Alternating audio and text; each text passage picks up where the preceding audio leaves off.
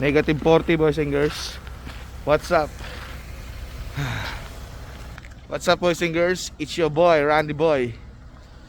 The weather today, negative 40. Napakalamig. So mapapansin nyo, balot na balot ako, no? Kasi sobrang lamig. Ang date ngayon, January 13, Friday. At ang oras ay alas 8 pasado, no? Ni-start ko na yung sasakyan natin. Pero dahil ni-start ko, pinatay ko siya nung mga alas 3 ng madaling araw. Kaya nag-start ulit. So ganun lang gagawin natin. Start natin siya sa madaling araw. Kasi wala tayong black heater ang tawag, yung saksakan. So yun. Tara. At samahan nyo ako.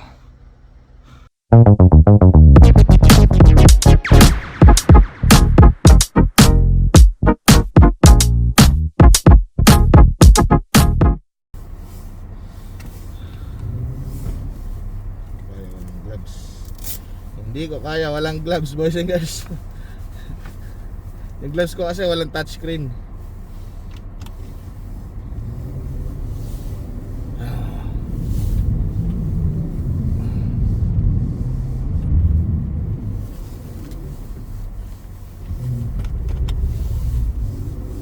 Okay. Hi. Kahit dito sa loob boys and girls, no? Ay, kahit dito sa loob malamig pa rin siya kahit binuksan ko na siya ng 20 minutes ago. Seryoso, 20 minutes ago bukas na yung sasakyan. Kasi naligo ako, nag-prepare ako. Baka nga more than 20 minutes eh. So ayun, may mga naglalakad pa rin, ano? Tibay nila.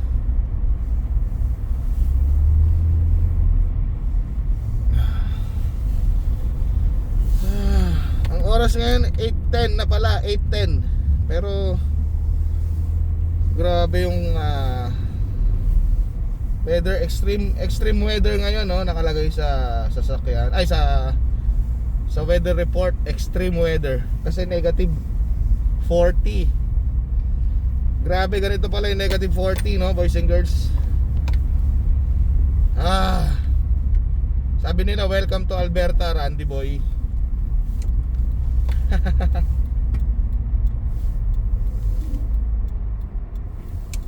Ay.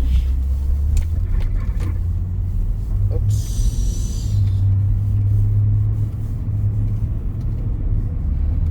Pero ang galing, may mga pasok pa rin sila, no? Super yung pag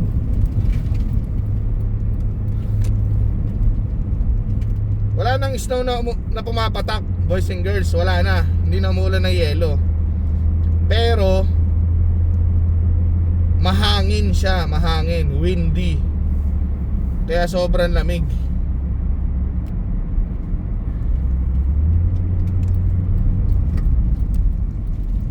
Windy siya, windy.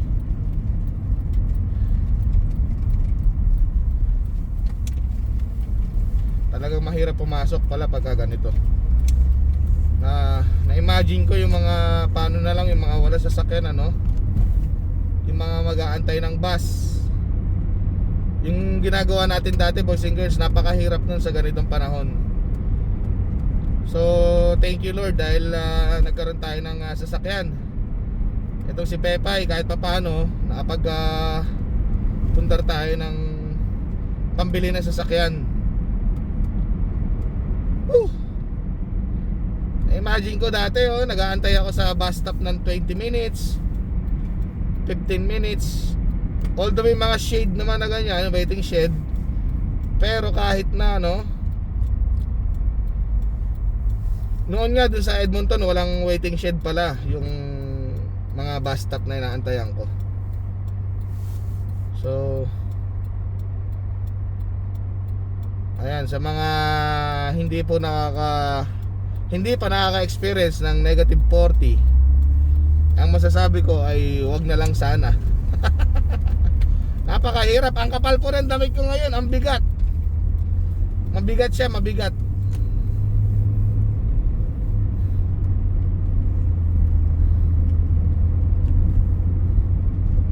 Okay, at sobrang fog, no, boys and girls. Mamaya na lang ako mag-video dahil parang delikado siya, no.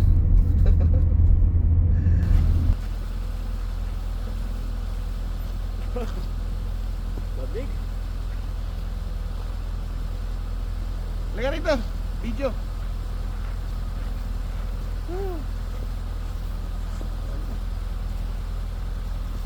Mandar siya, di ba? Hindi ko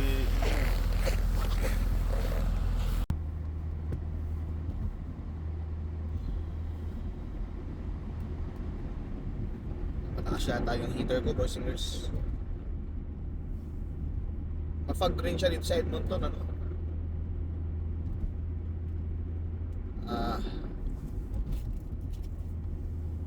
Masyakit kahit nandito ka sa loob. Ramdam mo yung lamig sa paa. Ouch, sa sapatos mo.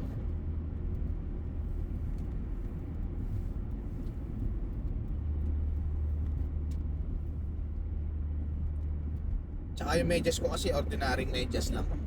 Kasi meron daw medyas talaga, boys and girls, na pang winter din. Yung medyas ko yung galing Pinas pa. So parang regular medyas lang siya, kahit makapal, pero tumatagos yung lamig sa sapatos. Pag tumagos yung lamig sa sapatos, tagos din sa paa mo. Kahit sikat na yung araw, boys and girls, ano pa rin, ano, matindi pa rin yung lamig.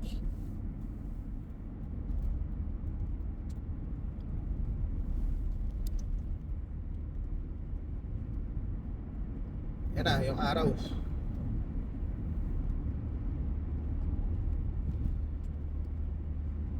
Baka na makita, boys and girls.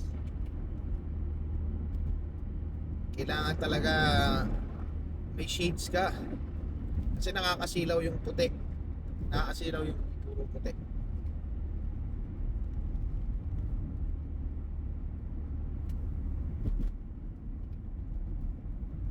Kaya naman.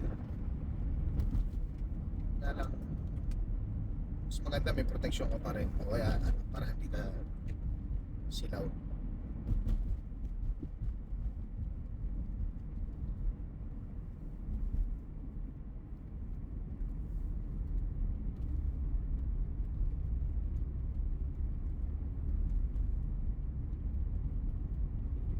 Yan.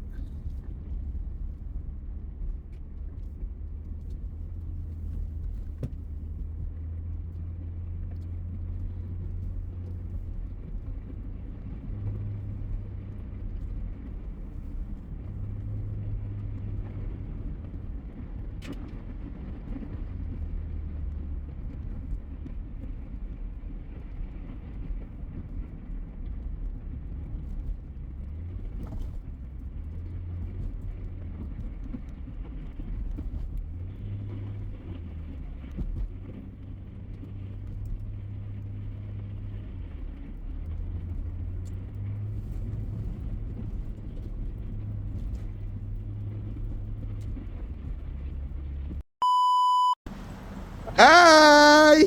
Hi! Tuloy ka. Hi!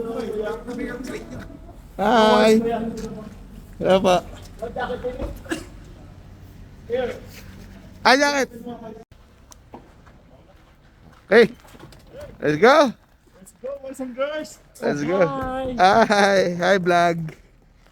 Ninja. Thank you. Okay, okay, okay.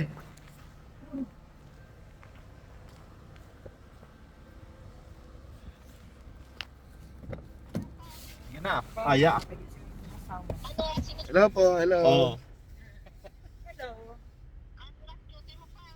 Ganun rin, Panginoon, sa mga kabatirang Andrada family, Lord God, Lord, marami silang ginawa, Panginoon, para sa iyong kaluwalhatian. Naniniwala kami na sa pamagitan ng kanilang buhay ay maraming naligtas sa pangalan ng aming Panginoong Kristo. Ang dalangin po namin, O God, sa mga tumanggap, Panginoon, ay patuloy na mag-send ka, Panginoon, ng mga tao upang sa ganon magpatuloy sila sa paglilingkod sa iyo at mas makilala kanila na si Jesus ang tagapagligtas sa kanilang buhay. What's up, boys and girls? It's your boy, Randy Boy. January 15, boys and girls, and negative 30 plus pa rin dito. 36 to be exact. Ang oras ngayon, 8:15 a.m. Negative 36. Feels like negative 42. My God, boys and girls. Napakalamig po. Hindi na siya umuulan ng yelo, no? Kaso nga lang, yung hangin niya is malakas. Kaya ganun. At boys and girls, pakinggan nyo ang aking sasakyan.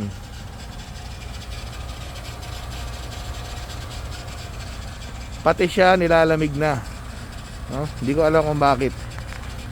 Pero thank you Lord, kasi one click siya kahit wala siyang saksakan sa loob. O yung engine na black heater, yung sinasaksak dito. So tara boys and girls, masakit sa kamay, wala akong gloves eh. Samahan nyo ako ulit ngayon.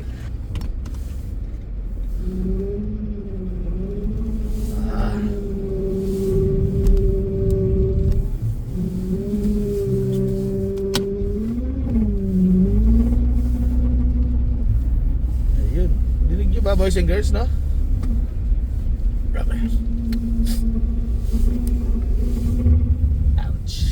Tumutunog na ganun. Maingay siya, no?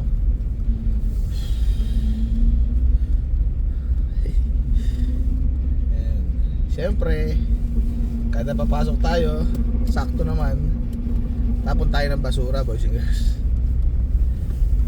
Yeah. Puro puti siya.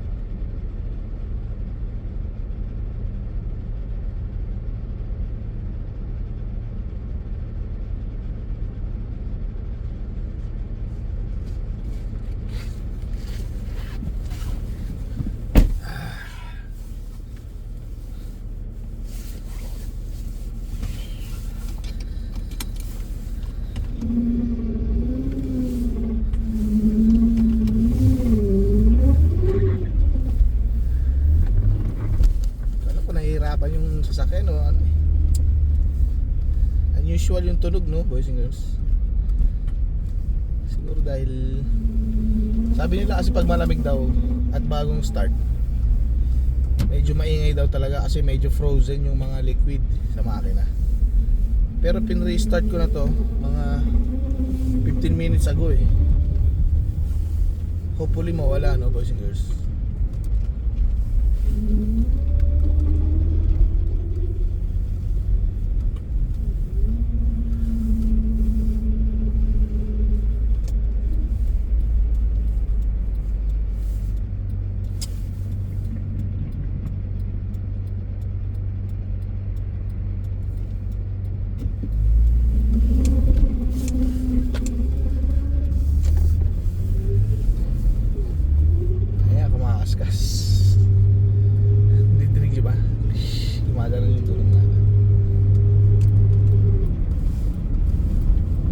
Okay din pala may ganito eh, no? Anong tawag dito? Yung hood mo na may flick, yung may halahalaman ng konti. Ay, halahalaman. Bala-balay mo ng konti kasi pwede mo sandalan parang ganyan. Ayan. Sarap mag-drive, nakasandal ka.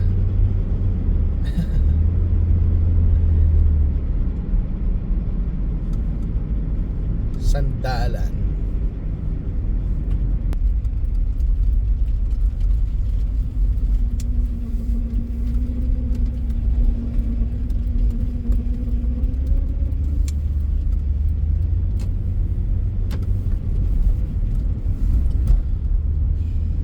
Grabe dito boys and girls. Nakita ko sa post ni Isa, yung anak ni Kuya Julio at Ate G, ang coldest city ngayong season na to, ito ngayong week na to, ang coldest city sa world ay itong city ng Edmonton, no? Na umaabot ng negative 60. Tama po, negative 60, no? Umabot siya nung weekend, nung Friday and Saturday. Grabe pala yun pagka ganun kalamig. Talagang yung pilik mata mo, boys and girls, pagka pumipikit ka, di ba may tubig yung mata natin? Pag pumipikit ka, nararamdaman mo yung mata mo parang nagko-konting froze ng konti, parang alam mo yun, parang mabigat yung pilik mata mo, boys and girls. Tapos isa pa, yung kamay mo pag wala kang gloves,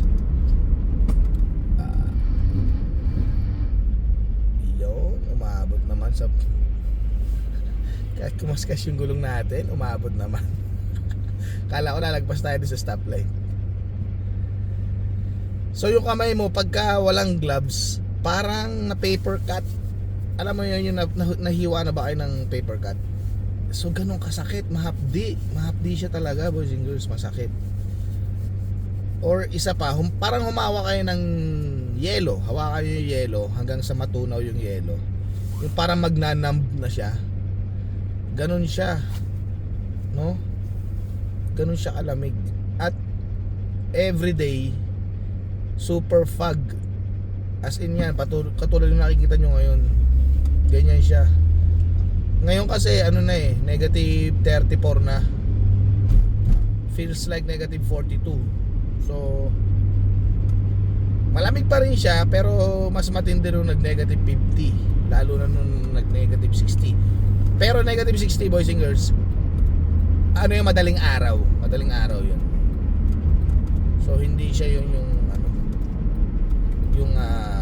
kukonti tao sa labas. At pag kukonti ang tao sa labas, mahina ang mga businesses dito, no? Actually tindahan namin isa na sa mga naapektuhan kasi walang mga customers, usually online orders. Andito tayo ngayon sa may Yellowhead Trail. Dito tayo dumaan kasi pupunta ako sa office ngayon magmi-meeting kami. Monthly meeting yun, boys and girls. Every second week of the month may monthly meeting kami. Kung ano nangyari nung previous month. So ito foggy pa rin siya, no? Hindi mo pa rin kita yung mga bandang nasa harapan mo. Pero nung time na negative 50 talaga, is talagang sobrang siguro mga 3 sasakyan sa harap mo, pangatlo, hindi mo na siya kita. Ganun kalala yung fog niya. Ayan, medyo nagki-clear na rito.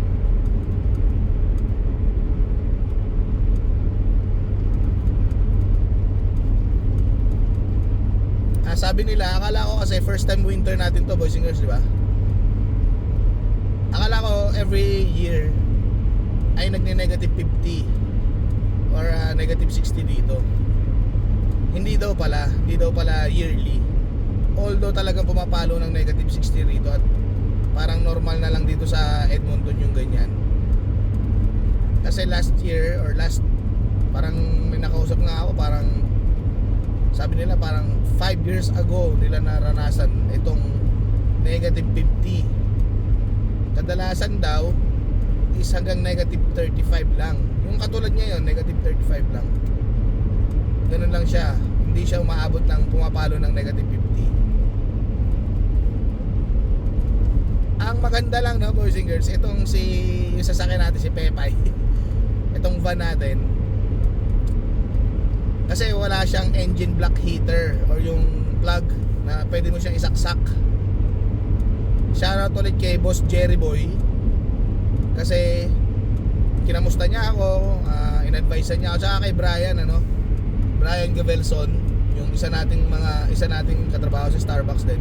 Kinamusta ako and ayun nga, sabi sa akin, isaksak ko daw. Nung sinabi ko na wala akong saksakan, in-advise nila ako na every 3 hours or every 4 hours start mo. So medyo abala, boys and girls, pero kailangan, kasi mas mahirap ang magiging abala mo pag hindi nag-start kinabukasan to. So bago ako matulog, ini-start ko siya, which is 12 midnight. Gigising ako ng 3 or 4. Tapos pa-starting ko siya mga 10 minutes. After 10 minutes, kasi manual tayo, no? Wala tayong remote starter. So lumalabas pa talaga tayo, nagpapalit tayo ng damit, nagsusot tayo ng kasi malamig sa madaling araw. Kahit lalabas lang ako ng ganong kaigsi, sobrang lamig, lalo na sa loob ng sasakyan. Kaya kailangan naka winter jacket pa rin tayo, winter clothes. After 5 minutes or 10 minutes, saka ako siya papatayin. And then kinabukasan, pagising ko, yan, bago ako maligo, start ko ulit siya. Pag-start ko, nakapag-shower na ako, nakapagpalit na ako, bago naman ako magkape, papatayin ko muna siya. And then saka ako siya i-start ulit. Magpaalis na ako, mga 5 minutes bago ako paalis, para warm na rin yung loob bago tayo bumiyahe. Kita nyo ba yung sasakyan? Ayun, sa gilid ko. Yun. At ito pa isa, truck, nandito sa kanan. Ayan. Nakahinto sila, di ba? Mga tumitirik daw yan, boys and girls. Ang galing, no? Sa Pilipinas kasi tumitirik yung sasakyan dahil pag nalulusong sa baha. Dito tumitirik yung sasakyan dahil sa sobrang lamig. Nagfo-frozen na yung mga liquid niya sa loob, yung mga oils. Minsan yung mga hose. Noong nakaraan, may plastic bag ako rito na parang lalagyan siya nung saksakan. Alam niyo yung mga parang lalagyan ng brief, yung may ziplock siya pero matigas yung plastic niya. So naiwan ko siya dito. At nung pagkuha ko, boys and girls, maniwala sa hindi, nabiyak, nag-crack. As in, naghiwa-hiwalay siya. Nung napindot ko siya, nabiyak siya. So ganun katindi yung lamig, no? Yung plastic nababasag pagka tumigas. And one time, nanghiram si Kuya Rodel ng portable heater. Nilagay ko siya dito sa sasakyan. Syempre, inihatid ko sa kanila. Less than 10 minutes lang. Pagbigay ko sa kanya sa bahay, yung cord niya napakatigas, sobrang tigas.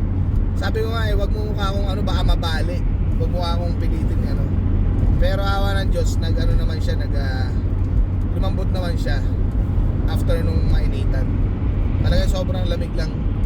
Kaya hindi ka rin pwedeng mag-iwan ng kung ano-anong gamit dito sa loob ng sasakyan, especially mga gadgets, kasi naranasan ko itong radio natin, o yung sa harapan natin kasi is may monitor. So nagpa-fluctuate din siya. Tapos sabi sa akin ni Christian noong nakaraan, kasi may kausap siya sa cellphone, yung girlfriend niya, sabi niya namamatay rin pala yung cellphone pag sobrang lamig. Ngayon kung sobrang init, di ba minsan yung mga, kasi naranasan ko na yun, nagsha-shutdown pagka sobrang init. Yung cellphone din pala pag sobrang lamig, nagsha-shutdown din. So nakakatakot mag-iwan ng kahit anong gamit dito sa sasakyan, mga laptop, cellphone, ayan, yung mga may saksakan, no? Kasi talaga magfo-frozen siya.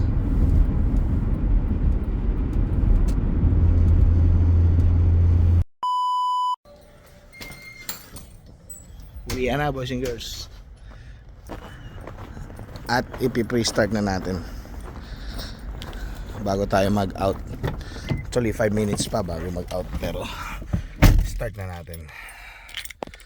Come on. Alright. Good job talaga.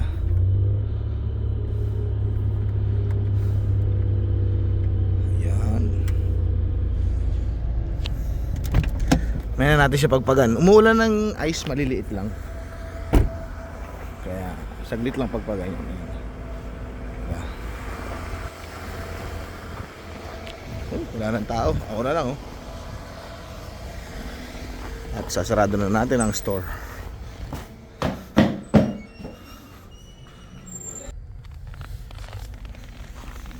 Dito tayo sa likod, boys and girls. Yan, may likod namin. May bus pa oh. So hindi ganun kalamig dito, no? Kaso nga hindi ko na-check ko anong weather. Pero hindi siya yung tulad nung nakaraang 2 araw na nag-negative 50. Feels like 60 ganun. So kasi sa likod yung daan namin. Sa backdoor kami dumadaan, hindi kami sa harap. So yan, ganito siya pagka uuwi na kami. May yelo, may police. Tropa yan. Ayun oh. Uy, tunaw na kaagad siya oh, di ba? Alright. Very good.